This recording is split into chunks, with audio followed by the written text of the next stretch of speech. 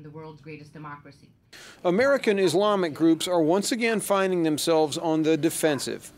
While our community has been facing blatant discrimination and have been affected by bad and misguided government policies since 9/11, the 2010 controversy around Park 51, the proposed mosque and community center near Ground Zero, ignited a new era of increased xenophobia and Islamophobia unlike anything we have seen before.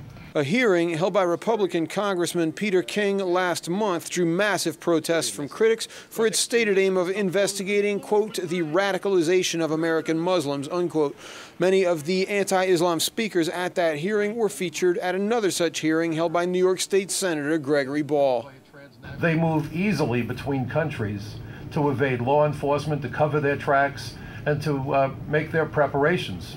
All in the name of national security. All countries have some, the U.S. more than most. But when you start linking terrorist acts with individual groups, such as American Muslims, critics say you're on a very slippery slope indeed. Senator Ball says he feels that Americans are still not safe, a problem he aims to fix. The senator has included numerous agency heads and police officials in the hearings, something that Cyrus McGoldrick of the Council on American-Islamic Relations says is more than Congressman King did. McGoldrick adds that two of the witnesses critical of radical Islam are the same ones Congressman King used. The testimony of people like Nonie, Darwish, and Frank Gaffney should not be accepted as any type of expertise related to Homeland Security or anything about Islam. You know, he kind of poisoned the water by bringing in a Frank Gaffney and Nonie Darwish because they are infamous. You know, all scholars and academics denounce their rhetoric because it is not based on fact. It is not based on law enforcement statistics.